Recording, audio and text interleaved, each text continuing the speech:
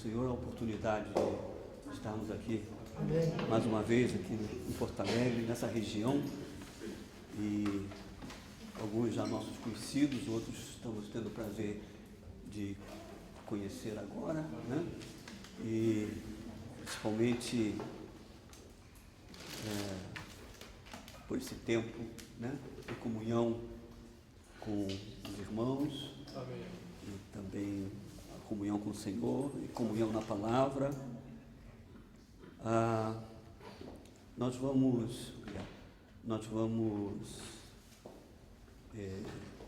ter 3 sessões, né? 2 hoje e uma amanhã, e a palavra estará baseada numa conferência que houve em fevereiro de 2016, uma conferência internacional nos Estados Unidos, e o tema geral é o Evangelho. Amém. O Evangelho.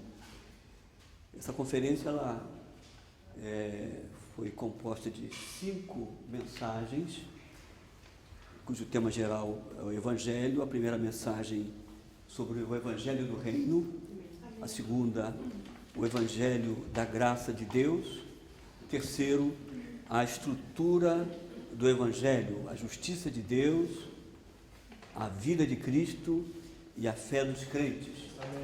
E a quarta mensagem, o Evangelho de Paulo, o Evangelho da completação, e a quinta, o ponto mais elevado do Evangelho de Deus. Deixa eu confirmar que essa quinta mensagem é o ponto mais elevado do Evangelho de Deus. Então nós vamos separar 3 mensagens. Essa primeira é sobre o Evangelho do Reino, Amém. que já está aí com vocês, e a segunda será a mensagem 4, o Evangelho de Paulo, o Evangelho da completação, e amanhã teremos a mensagem 5, que é o ponto mais elevado do Evangelho de Deus. Amém.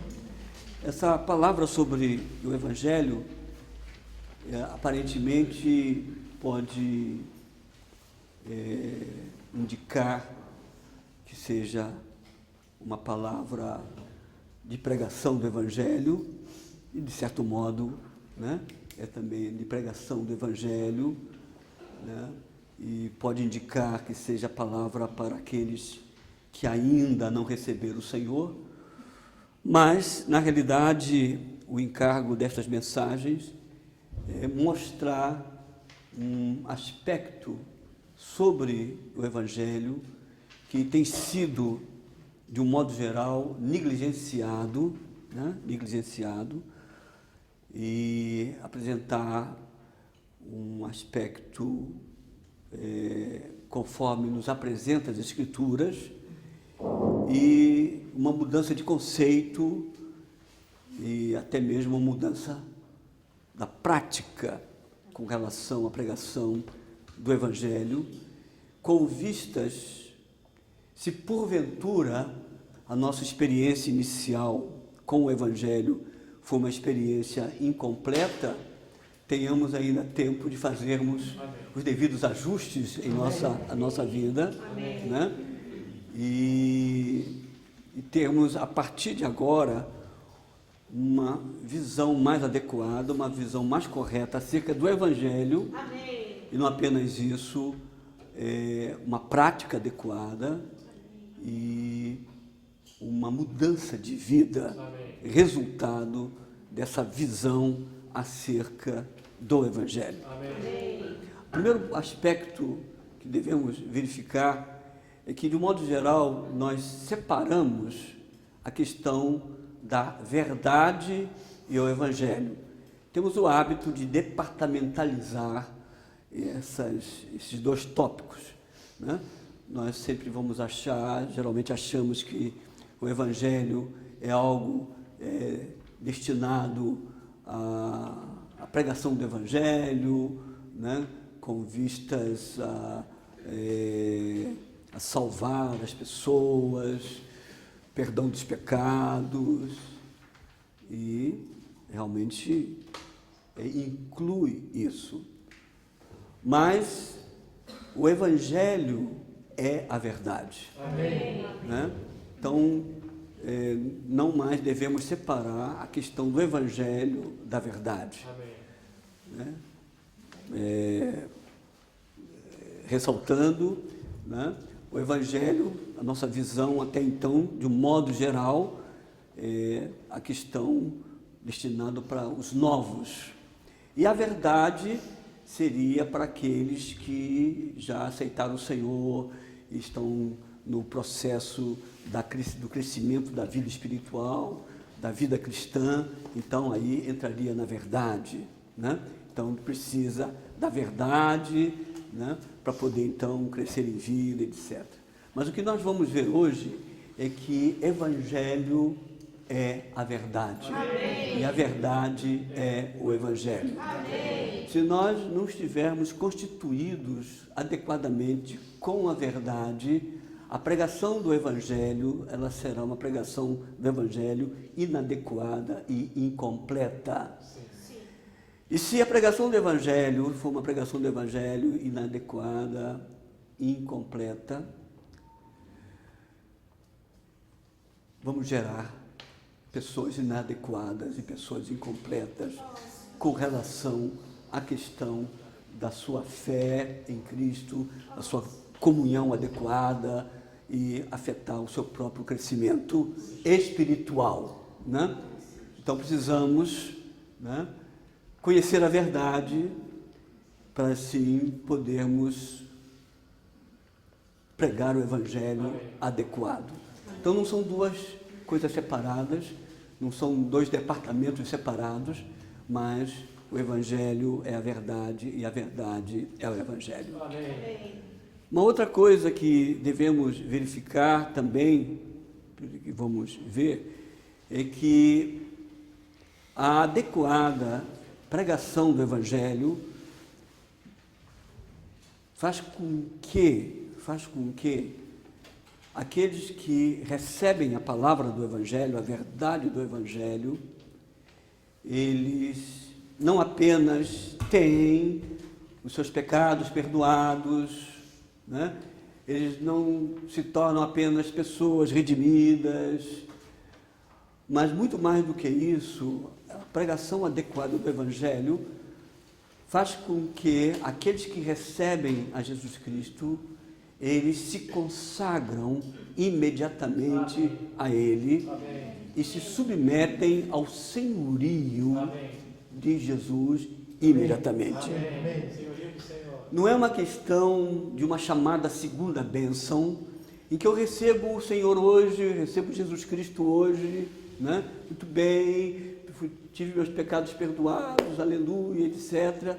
E daqui a 10 anos, então, eu tenho uma experiência, não é mesmo, assim, revolucionária em minha vida, e ali, então, eu vou me consagrar ao Senhor de uma maneira completa. Não. O Evangelho que nos é apresentado na palavra, o Evangelho que nos é apresentado nas Escrituras, é um Evangelho que produz imediatamente uma mudança revolucionária na vida daqueles que recebem. Amém. É claro que ao receber esta vida tem a sua medida inicial, que precisa crescer, mas a visão que a pessoa recebe, né, é algo que revoluciona a sua vida, fazendo com que eles se consagrem de uma maneira absoluta ao Senhor imediatamente. Amém. E, nesse sentido, o Evangelho é o Evangelho do Reino. Amém. Nesse sentido, esse Evangelho, ele nos conduz para o reino de Deus, para o reino dos céus. Amém. Nós passamos a pertencer ao reino de Deus. Amém. E sendo um reino, passamos a ser cidadãos do reino de Deus, né? Com direitos, mas também com deveres, né? Ou seja, nós nos submetemos ao senhorio do Senhor imediatamente. Amém. E passamos a ser regidos, controlados, governados por Ele imediatamente. Amém. Após a nossa experiência de regeneração. Amém. Vamos para o esboço, né? E nós podemos ler juntos o título dessa mensagem, mensagem 1, ok? Qual é? Podemos ler juntos o Evangelho do Reino. E podemos ler juntos também o Algarismo Romanos 1, né? Algarismo Romanos 1. O Evangelho inclui todas as verdades da Bíblia. Assim, toda a Bíblia é o Evangelho de Deus. Então, o primeiro ponto é isso.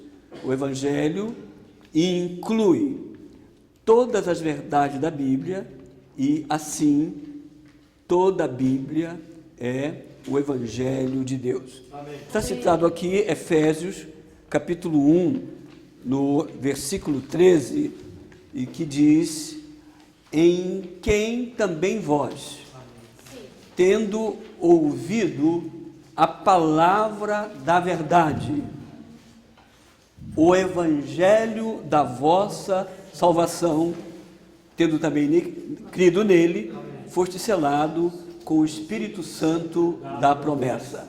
Então aqui nós temos, né, em Efésios capítulo 1, versículo 13, Efésios capítulo 1, versículo 13, essa expressão, a palavra da verdade. Amém.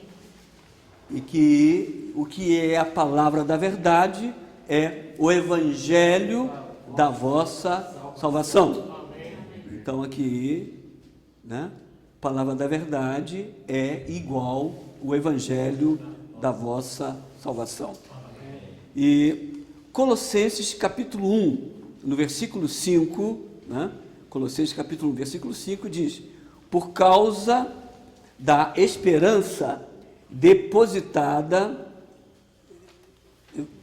um minutinho só, é Colossenses 1, 5, ok, obrigado. Por causa da esperança depositada para vós nos céus, da qual antes ouvistes na palavra da verdade do Evangelho. Então aqui nós temos a palavra da verdade do Evangelho. Então, repetindo, nós não devemos separar a palavra da verdade do Evangelho, que a palavra da verdade é o Evangelho, a verdade é o Evangelho é a verdade, ok? Então, esse aspecto é muito importante. Então, nós devemos, então, conhecer a verdade, né?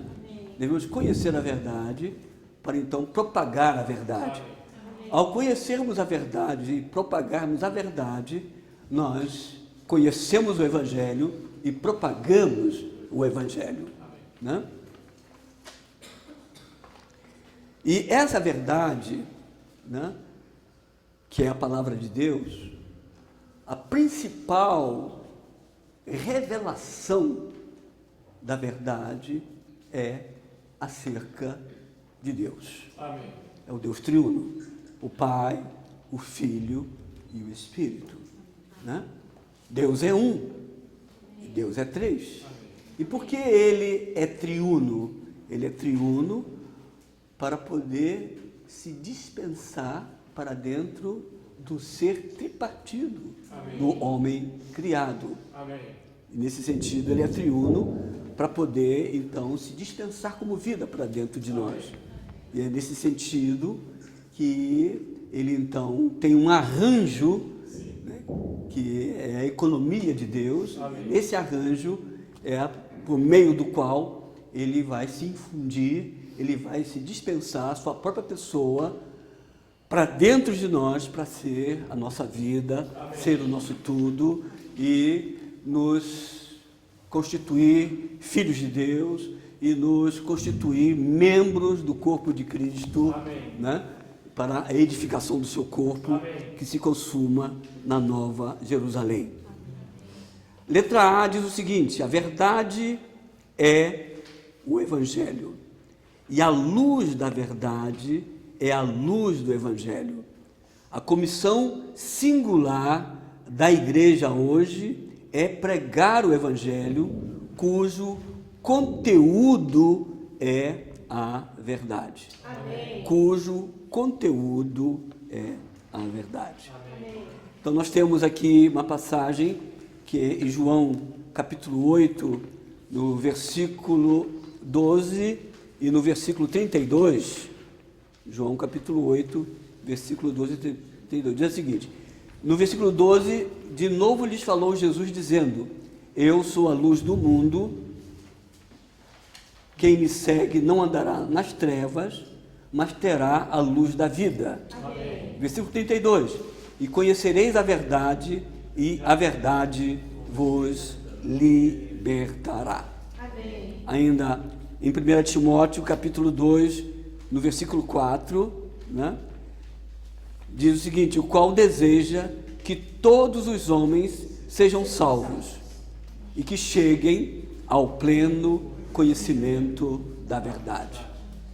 O desejo de Deus é esse: sejamos salvos, mas que cheguemos ao pleno conhecimento da verdade. Né? Aqui é para gerar uma criança saudável, né? Sem nenhum problema, sem nenhuma limitação, né? Que é produzida pelo pleno conhecimento da verdade. Na letra B, o que é o Evangelho então? Aqui diz: o Evangelho é o cumprimento de todo o Antigo Testamento. O Evangelho é o cumprimento das promessas, profecias e tipos, e também a remoção da lei. Essa é uma definição plena do Evangelho. Amém. Então, o Evangelho é toda a Bíblia. Amém. Se o Evangelho é o cumprimento de todo o Antigo Testamento, o Evangelho é o cumprimento das promessas, das profecias e dos tipos Amém. que estão no Antigo Testamento, que nos leva para a realidade que é Cristo no Novo Testamento. Amém. Não? Então, por exemplo, está citado aqui Gênesis capítulo 3, versículo 15. Em Gênesis capítulo 3, versículo 15, nós temos o quê? Nós temos uma promessa. Amém. E essa promessa diz o seguinte: porém inimizade entre ti e a mulher, entre a tua descendência e o seu descendente. Este te ferirá a cabeça e tu lhe ferirás o calcanhar. Então, o Evangelho é o cumprimento do Antigo Testamento, né? E o Evangelho é o cumprimento das promessas que estão no Antigo Testamento. E aqui é uma das promessas, né? Em Gênesis 3, logo após o homem, né, ter pecado, tá certo? Adão, aqui diz: porém inimizade entre ti e a tua mulher, e a mulher, e entre a tua descendência, tá? E o seu descendente. Este te ferirás a cabeça e tu lhe ferirás o calcanhar. Isso é uma promessa que se cumpriu em Cristo. E logo depois, de Gênesis 3, 21, diz o seguinte: fez o Senhor Deus vestimenta de peles para Adão e a sua mulher e os vestiu. Então, esse vestimento de peles é um tipo. A pele, para cobrir a nudez deles, é realmente um tipo de Cristo, da justiça de Cristo, né? Muito bom. Então, continuando, agora em Romanos, agora em Romanos 2, podemos ler juntos? Os 4 evangelhos revelam diferentes aspectos do Evangelho. Então, os 4 evangelhos, eles nos revelam diferentes aspectos do Evangelho, como também nos revelam diferentes aspectos do próprio Senhor Jesus Cristo. Amém. Né? Então, nós temos no Evangelho de Mateus, Cristo sendo apresentado como o Salvador Rei. No Evangelho de Marcos, sendo apresentado como Salvador escravo. No Evangelho de Lucas, como Salvador homem. E temos em João como Salvador Deus, o próprio Deus.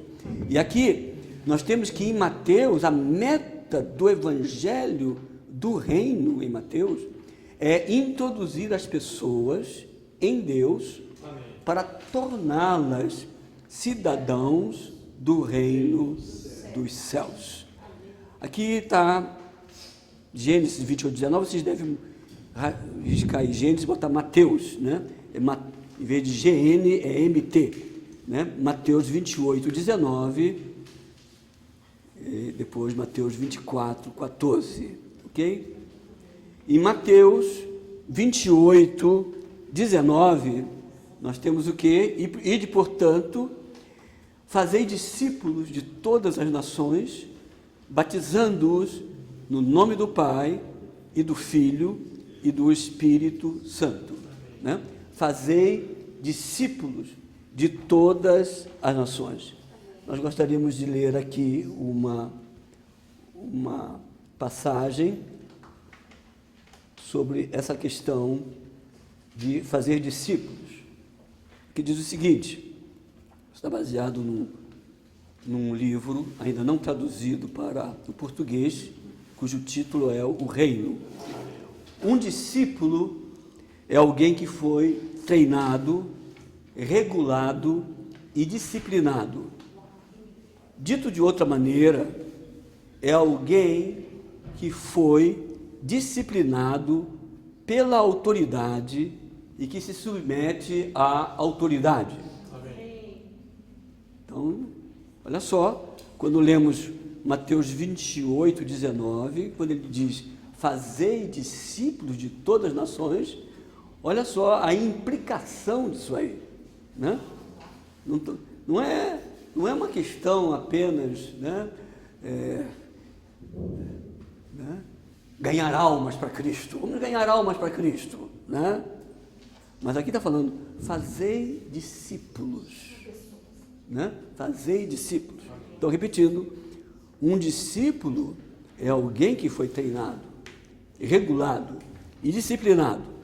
Dito de outra maneira, é alguém que foi disciplinado pela autoridade e que se submete à autoridade. Quando cremos no Senhor, nós nos tornamos crentes.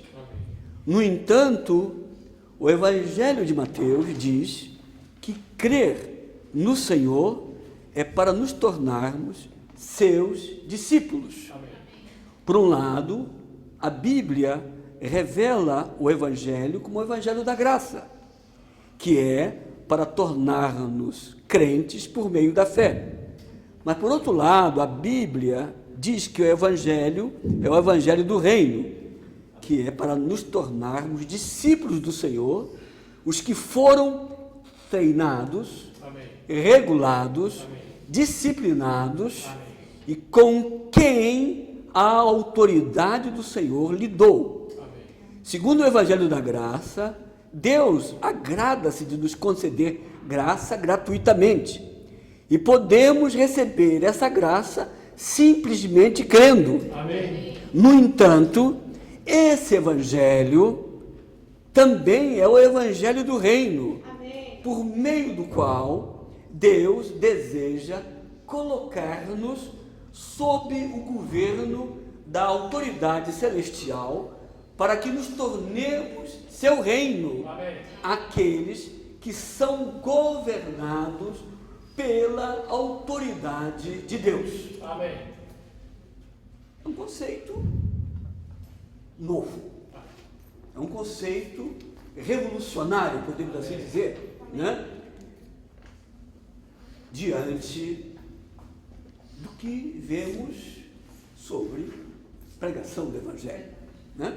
Então, conforme Mateus 28, 19, é para fazer a comissão que o Senhor nos deu, foi para de todas as nações dos gentios, dos pagãos, pregar este evangelho a fim de fazer discípulos, batizando-os no nome do Pai, do Filho e do Espírito Santo. Amém.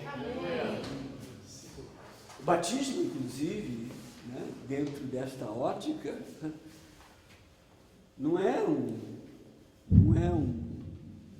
cerimonial para se matricular numa entidade religiosa, né? Não é? Então, para você fazer parte de uma determinada religião, teria que passar pelas águas ou pelo batismo, né? Mas esse batismo, né, ele é um testemunho exterior, visível, de algo que aconteceu interiormente dentro de você, que é essa revolução de uma mudança de vida, né? O sepultamento e sepultando todo o passado, o velho homem, né? Todas as coisas negativas, Satanás, e ressurgindo com a nova criação, e passando a estar fazendo parte deste reino e submetendo-se ao rei. Né? Uma transferência do império das trevas para o reino do Filho do seu amor. Né? Esse é o ponto. Isso muda tudo. Quando cremos no Senhor Jesus, nós recebemos no nosso espírito um rei. Amém. Quando cremos no Senhor Jesus, entra no nosso espírito um trono. Amém. Um trono. Passamos a ser regidos por esse trono. Passamos a ser regidos por este rei. Isso é algo totalmente diferente. Perdoe, né? Não estou criticando, talvez nós mesmos podemos estar incorrendo nesse erro, totalmente diferente de um evangelho açucarado que não tem nada a ver com aquilo que o Senhor está nos apresentando na sua palavra. Ok? Muito bem.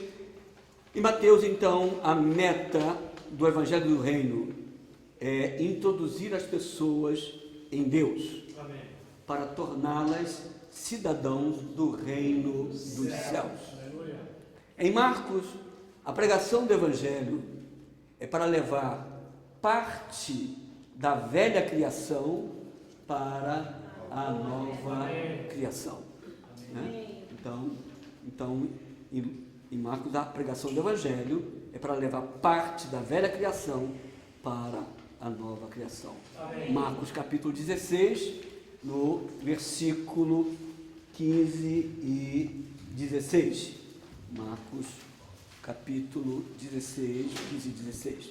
E disse-lhes: ide por todo o mundo e proclamai o evangelho a toda a criação. Quem crer e for batizado será salvo. Quem, porém, não crer será condenado. O que significa isso? Quem crer e for batizado será salvo.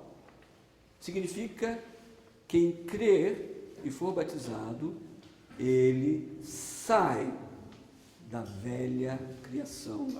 Amém. Né? Ele sai da velha criação e faz agora parte da nova criação. Amém. Porém, aquele que não crê permanece na velha criação. Certo? Permanece na velha criação. Então, o Evangelho de Marcos, a pregação do Evangelho, né, é para levar parte da velha criação para a nova criação. Amém. Em Lucas, temos o Evangelho do perdão, para levar as pessoas redimidas de volta a bênção ordenada por Deus. Amém. Em Lucas temos o evangelho do perdão para levar as pessoas redimidas de volta à bênção ordenada por Deus. Seria conveniente, mesmo que vocês não tenham tempo, porque o nosso tempo é curto, de ler todos esses versículos, mas estão aí anotado. Eu vou ler aqui, depois vocês podem depois conferir. Lucas capítulo 24, de 46 a 48, diz o seguinte: e lhes disse: assim está escrito, que o Cristo havia de sofrer e ressuscitar dentre os mortos ao terceiro dia, e que em seu nome se proclamasse arrependimento para perdão de pecados a todas as nações, começando por Jerusalém. Vós sois testemunhas dessas coisas. Então aqui fala, né, que em seu nome se proclamasse o arrependimento para perdão de pecados a todas as nações.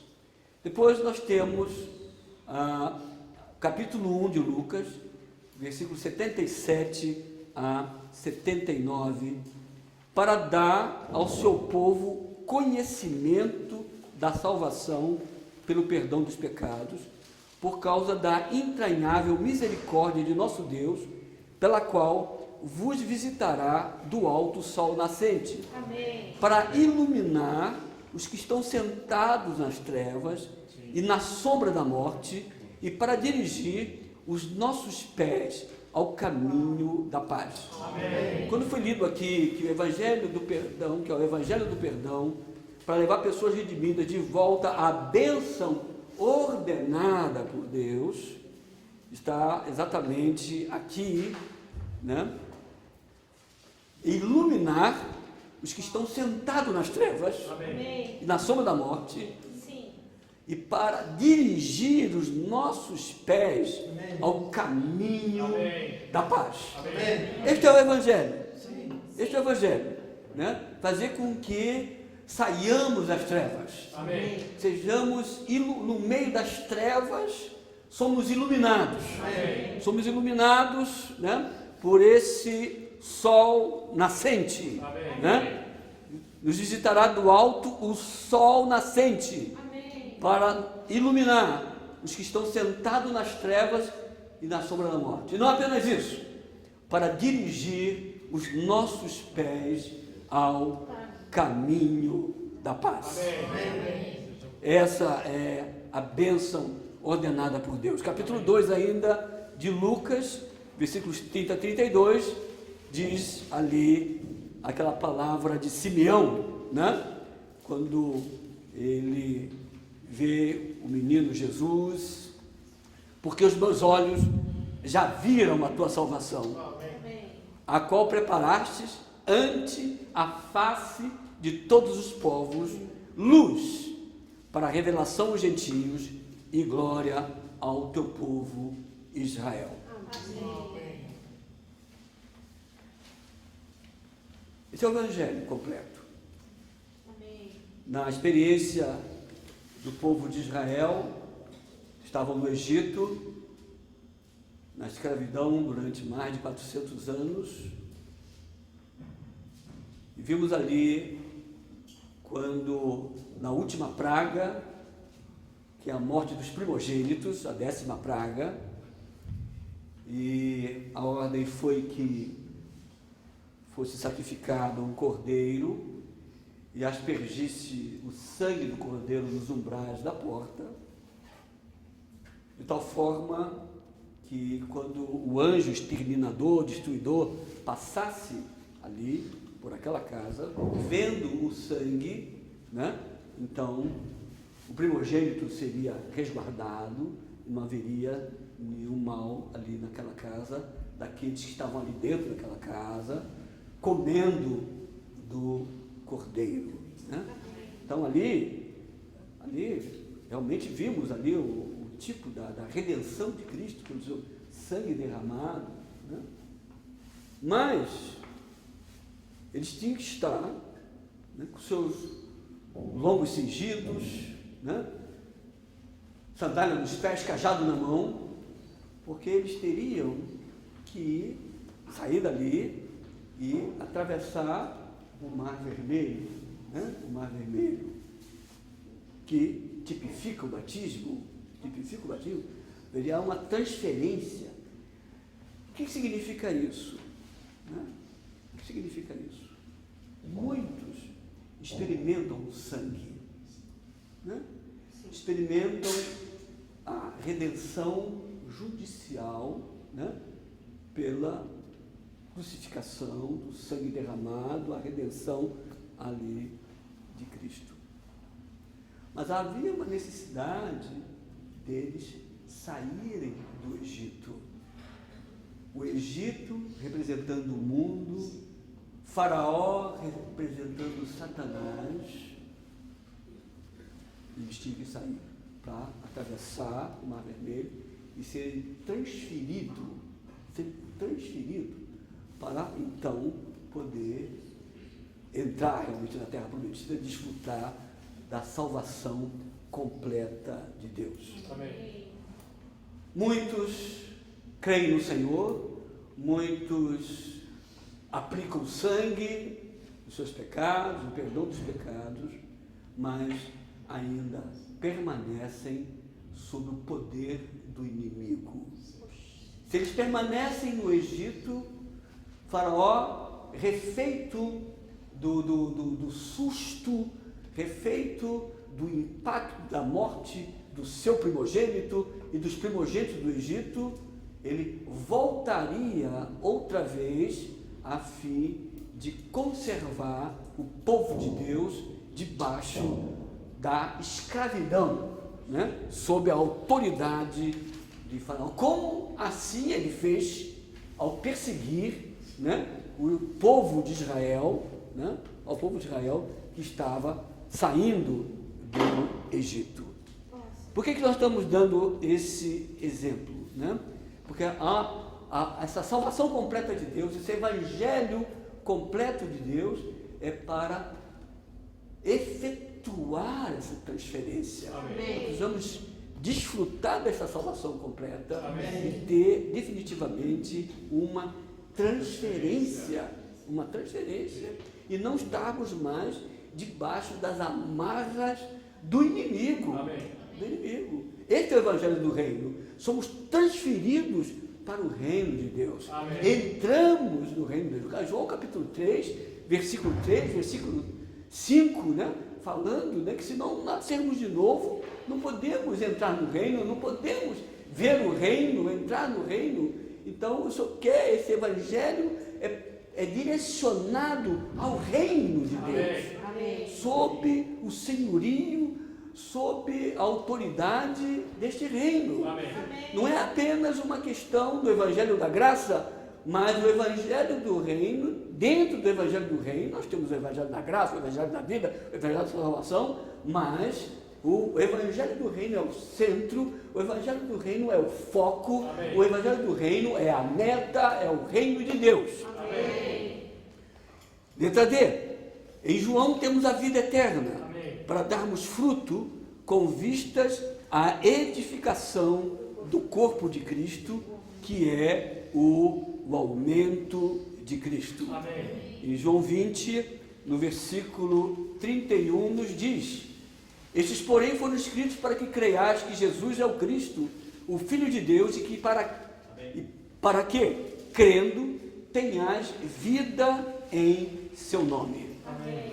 E também no capítulo 15, versículo 16, diz o seguinte: não foste vós que me escolhestes a mim, Sim. e pelo contrário, eu vos escolhi a vós e vos designei para que vades e deis fruto, e o vosso fruto permaneça, a fim de que o que pedirdes ao Pai em meu nome, Ele vô-lo conceda. Amém. Então aqui nós vemos que no Evangelho de João nós temos a vida eterna.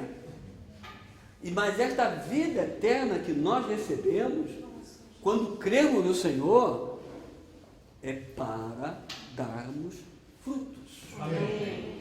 E frutos que permaneçam. E é com vistas à edificação do corpo de Cristo, que é o aumento de Cristo. Amém. Nós somos o corpo de Cristo. Sim. Amém. Nós somos. Amém. Então, nós somos Cristo. Amém. A igreja, né, é a manifestação de Deus na carne. Amém. Amém. 1 Timóteo 3,16. A igreja é a manifestação de Deus na carne. Amém. O princípio da encarnação, João capítulo 1, no versículo 14, né? E o versículo 1 diz: no princípio era a palavra estava com Deus e a palavra era Deus, né? E aí depois diz que essa palavra tornou-se carne. Amém. Essa palavra tornou-se carne. Então, Cristo sendo a própria corporificação da palavra, sendo a própria corporificação de Deus. Amém. Quem via Jesus via Deus, quem tocava em Jesus tocava em Deus. Amém. Né? Mas ele então teve seu viver